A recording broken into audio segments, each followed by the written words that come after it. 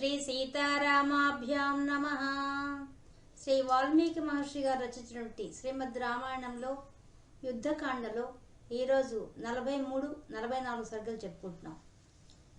ఇంకా యుద్ధానికి సిద్ధమై అందరూ వచ్చేసారు. వానర సైన్యం అంతా కూడా ఆ లంకా నగరాన్ని చుట్టుముట్టేసింది. ఇక రావణాసురుడు కూడా ఆజ్ఞ ఇచ్చేశాడు. వాళ్ళ సైన్యం కూడా సిద్ధమైపోయింది. అందరూ యుద్ధం చేయడం మొదలు పెట్టేశారు. ఎవరితో యుద్ధం చేస్తున్నారన్న విషయాన్ని వర్ణిస్తున్నారు వాల్మీకి మహర్షి గారు. వానరులు రాక్షసుల మధ్య ద్వంద్వ యుద్ధం చాలా భయంకరంగా జరుగుతోంది. ఇంద్రజిత్తు అంగదుడితో యుద్ధం చేస్తున్నాడు. అది ఎలా ఉందంటే యముడు శివునితో యుద్ధం చేస్తున్నట్టు అందట. విభీషణుని సచివుడైన సంపాతి వచ్చేసి ప్రజంగాసుడితో యుద్ధం చేస్తున్నాడు. హనుమంతుడు జంబుమానుతో యుద్ధం చేస్తున్నాడు. విభీషణుడు మిత్రఘ్నుడితో యుద్ధం చేస్తున్నాడు. గజుడు తపనాసునితో యుద్ధం చేస్తున్నాడు. వాళ్ళందరి యుద్ధం ఎలా ఉందంటే ఒక దేవతలకు రాక్షసులకు యుద్ధం చేస్తే ఎట్లా ఉంటుందో అలా ఉందట. ఎందుకంటే దేవతా స్వరూపాలుగా వాళ్ళు భూమి మీదకి వచ్చారు వానరులంతా. వాళ్ళందరూ ఈ రాక్షసులతో యుద్ధం చేస్తుంటే అట్లా ఉందట. నీరుడు వచ్చి నికుంభుడితో యుద్ధం చేస్తున్నాడు. సుగ్రీవుడు ప్రగసుడితో యుద్ధం చేస్తున్నాడు. లక్ష్మణస్వామి వచ్చి విరూపాక్షుడితో యుద్ధం చేస్తున్నాడు. శ్రీరాముడు వచ్చేసి అగ్నికేతువు, రశ్మికేతువు, సప్తఘ్నుడు, యజ్ఞకోవుడు అనే వాళ్ళతో యుద్ధం చేస్తున్నాడట. వజ్రముష్టితో మైందుడు యుద్ధం చేస్తున్నాడట. అసని ప్రభువుతో ద్వివిధుడు యుద్ధం చేస్తున్నాడు. ప్రతపనుడితో నరుడు యుద్ధం చేస్తున్నాడు. సుషేనుడు వచ్చేసి విద్యున్మాలతో యుద్ధం చేస్తున్నాడు. ఈ విధంగా హోరీగా యుద్ధం మొదలైపోయింది. రాక్షసుల శరీరాల నుంచి రక్తం కారిపోతుందట, ప్రవహిస్తోందట. అది వాళ్ళ యొక్క ఆర్తనాదాలు ఒక పక్క, వాళ్ళ శరీరాలుగా రక్తసిక్తమై ఆ రక్తం ఏర్లై పారుతోందట. దానిలో వాళ్ళ యొక్క వెంట్రుకలంతా పడిపోయేసి ఆ తలలంతా మొండాలను తెగి ఆ రక్తం అంతా పడి, ఆ రక్తంలో వాళ్ళ వెంట్రుకలు పడి ఆ వెంట్రుకలంతా కూడా పచ్చిక బయలులాగా ఉన్నాయని వర్ణిస్తున్నారు వాల్మీకి మహర్షి గారు. ఇంద్రజిత్తు అంగదుడితో యుద్ధం చేస్తున్నాడు. ఆ యుద్ధంలో ఇద్దరు హోరాహోరీగా పోరాటం చేస్తుంటే ఆ ఇంద్రజిత్తు గద తీసుకొని ఒక్క మోదట ఆ అంగదుడిని. ఆ అంగదుడు కోపించి ఆయన చేతిలో ఉన్న గద లాక్కొని ఆ గదతోనే ఆ సారథిని, రథాలను, అశ్వాలను అన్ని చెతగొట్టి నుగ్గు చేశాట అంగదుడు. ఇంకా దాంతో ఇంద్రజిత్తుకి కోపం వచ్చింది. పైన క్రుద్ధుడైపోయాడు. ఏంది ఈ విధంగా ఓడిపోయాననేసి.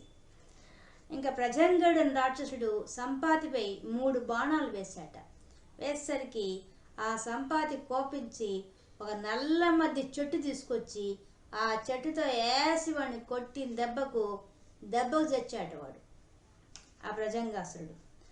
ఇంకా జంబుమాలి హనుమంతుని యొక్క వక్షస్థల మీద కొట్టేసరికి హనుమంతుడి కోపం వచ్చేసి ఎగిరాన్ రథం మీదకి ఎక్కేసి అరచేత్తో కొట్టాట. అంతే, ఆ దెబ్బకే వాడు మృత్యుముఖం పడ్డాట వాడు. ఇంకా ప్రతాపనుడు అనేవాడు నీరుడి శరీరం మీద బాణాలు వేసాట ప్రీతంగా. అప్పుడు నీరుడికి కోపం వచ్చేసి వాడు కళ్ళు పీకేశాడు. ఎట్లా యుద్ధం జరుగుతుంది, ఎంత ఘోరంగా జరుగుతుందో యుద్ధం. సుగ్రీవుడు వచ్చేసి ప్రగసుని సప్తవర్ణ వృక్షమాలిక చెట్టు తీసుకుని వచ్చి ఆ చెట్టుతో చావొకటి చంపేశాడు వాడిని. ఇంకా అగ్నికేతువు, రశ్మికేతువు, సుప్తఘ్నుడు, యజ్ఞకోపుడు అనే వాళ్ళు బాణములు పరంపర శ్రీరాముని మీద వేశారట వాళ్ళు. అప్పుడు శ్రీరాముడికి అంతా గాయాలు తగిలాయట. కానీ శ్రీరాముడు కోపించి 4 బాణాలతో వాళ్ళ శిరస్సులను తెంచి పారేశాడు, ఖండించి పారేశాడు. ఇంకా మైందుడు వచ్చి వజ్రముష్టితో యుద్ధం చేసి చంపేశాడు అతన్ని. నికుంభుడు వచ్చేసి 100 బాణాలతో నీరుని గాయపరిచాడు. దెబ్బకు ఆయన కోపం వచ్చేసి నికుంభుడు ఎగిరి దూకి ఆయన యొక్క రథాన్ని, రథసారథిని అందరినీ చంపేశాట. కొట్టిన దెబ్బకు వాళ్ళంతా చచ్చిపోయారట. ద్వివిధుడు వచ్చేసి అసని ప్రభువుని సాల వృక్షం తీసుకుని ఆ సాల వృక్షంతో కొట్టి చంపేశాట అతన్ని. ఇంకా విద్యున్మాలి వచ్చి సుషేణుని తీవ్రంగా కొట్టి పెద్దగా ఏదో ఘనకారం చేశాను గర్జించాట వాడు. దెబ్బకు సుషేణు కోపం వచ్చేసినట్ట, ఏది నన్ను కొట్టి వీడు ఇంత ఎగురుతున్నాడని చెప్పేసి వచ్చి ఆయన పెద్ద బండరాయి తీసుకొస్తుంటే వీడు మళ్ళీ గదతో ఆయన వక్షస్త్రం మీద కొట్టాట. కొట్టిన దెబ్బకు ఆయన పట్టించుకోకుండానే ఆ బండరాయి తీసుకొని వచ్చేసి ఆ విద్యున్మాల మీద వేసి ఆ సుషేణుడు చంపేశాట అతన్ని. దెబ్బకు నుగ్గుై చచ్చాట వాడు. ఈ విధంగా ఆ రాక్షసులు అంతా కూడా వాళ్ళ ఖడ్గాలు, గదలు, బల్లాలు, ఇనుప గుదియలు అవన్నీ వాడి అన్నీ ఉపయోగించేసట. ఉపయోగించి శవాల గుట్టలు తేరాయట అక్కడ. ఇంకా రాక్షసులు ఎప్పుడు సూర్యాస్తమయం అవుతుందా, తమ శక్తి పెరుగుతుందా, తాము విజృంభిద్దామని చూస్తాంట. అంటే అప్పటిదాకా వాడు చేస్తున్న హోరాహోర యుద్ధంలో వానరులు గెలుస్తున్నారు, వీళ్ళు ఓడిపోతున్నారు. ఎందువల్ల పగటి కాలం అయ్యేసరికి ఎప్పుడు సూర్యుడు అస్తమిస్తాడా, తమ బలం పెరుగుతుందా, అప్పుడు వీళ్ళ మీద విజృంభిస్తామని వాళ్ళు కాచు కూర్చున్నారట. ఇంతలో సూర్యాస్తమయం అయింది. ఇంకా రాక్షసులకి ఇంకా ఉత్సాహం వచ్చేసింది. ఇంకా ఘోరంగా విజృంభించేసట వాళ్ళు ఒక్కసారిగా. ఇంకా వానరులకందరికీ ప్రాణాపాయ స్థితి వాళ్ళకు వచ్చేసేసింది. ఇంకా అయినా కూడా పట్టు వదలకుండా రాక్షసులు ఒక పక్క, వానరులు ఒక పక్క యుద్ధం మాత్రం ఆపకుండా అంత రాత్రి వేళ కూడా ఉదయం నుంచి మొదలు పెట్టారు, కొనసాగుతూనే ఉంది యుద్ధం. ఈ చీకట్ల వల్ల ఏమవుతోంది, ఇరుపక్షాల వాళ్ళు ఎవరికి ఎవరు తెలియడంలే ఆ చీకట్లో. అందువల్ల వానరులు వచ్చేసి రాక్షసుని పట్టుకొని నువ్వు రాక్షసుడు అడిగి మరీ చంపుతున్నారట. రాక్షసులు కూడా వానరులు పట్టుకొని నువ్వు వానరుడువా అని అడిగి చంపుతున్నారట. ఈ విధంగా యుద్ధం ఎలా ఉందంటే ముందు కనుక్కొని చంపుతున్నారట. కానీ రాక్షసులకి ఏమైపోయింది, రాత్రిపూట కదా వాళ్ళకు విజృంభించి ఆ వానరుల్ని తినేస్తున్నారట వాళ్ళు, ఆకలి ఉన్నవాళ్ళు. ఒక పక్క నుంచి కేకలట, చీల్చండి, చంపండి, కొయ్యండి, నరకండి అని పెద్ద పెద్ద మాటలంతా మారు మ్రోగిపోతున్నాయట ఆ యుద్ధ రంగంలో. ఇంకా రాక్షసులు బంగారు కవచాలు ధరించి ఉండడం వల్ల ఆ కవచాల యొక్క కాంతి కనిపిస్తోంది కాబట్టి వాళ్ళని చంపడం ఈజీగా ఉంది వీళ్ళ వానరులకి. వాళ్ళు ఎలా ఉన్నారంటే పర్వతాకారంలాగా కనిపిస్తున్నారట, నల్లని వనాలలాగా ఉన్నారట వాళ్ళు. ఇంకా వాళ్ళు కనిపించకుండా కూడా యుద్ధం చేస్తున్నట్టు రాక్షసులు కొంతమంది. అటువంటి వాళ్ళందరినీ కూడా శ్రీరామచంద్రమూర్తి బాణాలు వేసి వాళ్ళని సంహరించేశాట. ఇంకా ఈ వానరులు కూడా ఏం కనిపించకపోయేసరికి వీళ్ళు నోటితో దంతాలతోనే అందరిని కొరకడం మొదలు పెట్టేశారట ఆ రాక్షసుల్ని.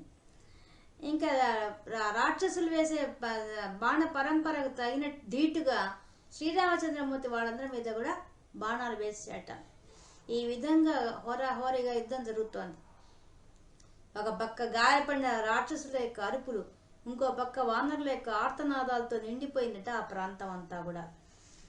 ఇంకా వాళ్ళు బల్లాలు, శూలాలు, గండ్రగొడ్డళ్ళు వాడేసేసి ఈ వానరులందరినీ దెబ్బతీస్తూ ఉన్నట్ట వాళ్ళు.